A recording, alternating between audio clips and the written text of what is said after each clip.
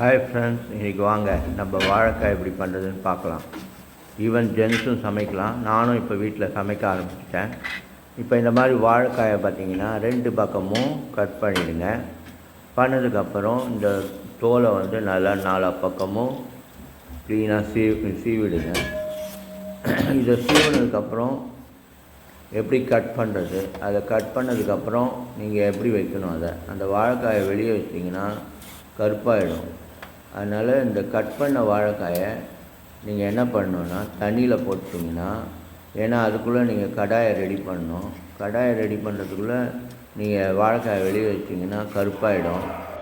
அது நல்லா இருக்காது. அதனால் இது தண்ணியில் போட்டு வச்சுட்டிங்கன்னா கருப்பாகாமல் நல்லாயிருக்கும். அதுக்கப்புறம் நீங்கள் கடாயை ரெடி பண்ணுங்கள். கடாயை இது மாதிரி வச்சுட்டிங்கன்னா சூடாகிடும். சூடானதுக்கப்புறம் இந்த மாதிரி செக்கெண்ணெயை யூஸ் பண்ணுங்கள். அதுதான் உடம்புக்கு நல்லது, முட்டு வலியெலாம் வராது. அதுக்கப்புறம் தாளிப்பு ரெடி பண்ணுங்கள். தாளிப்பு ரெடி பண்ணதுக்குள்ளே அந்த பூண்டெல்லாம் உரித்து வச்சுருங்க. பூண்டு உரித்து கருவேப்பிலையும் நல்லா கழுவி வச்சுருங்க. இது ரெண்டுத்தையும் போட்டு நல்லா தாளிப்பு ரெடி பண்ணிவிடுங்க. தாளிப்பு ரெடி பண்ணால் தான் உங்களுக்கு இந்த மாதிரி கடுகு வெடித்து அந்த உளுந்து நல்லா செவக்கணும். செவந்து இந்த பூண்டும் நல்லா செவந்ததுன்னா உங்களுக்கு அதில் இந்த வாழைக்காயை போடும்போது அந்த இது ஸ்மெல்லு, அந்த வாசனை அதில் அப்படியே சேரும். அதுக்கப்புறம் இந்த இதை போடுங்க, கொஞ்சம் மஞ்சள்தூள், ஆன்டிபயோட்டிக் சொல்கிறாங்க.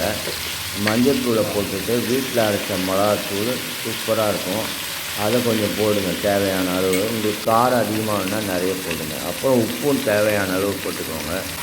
உப்பு போடலன்னா டேஸ்ட்டே இருக்காது. உப்பு போட்டிங்கன்னா இன்னும் செம்ம டேஸ்ட்டாக இருக்கும்.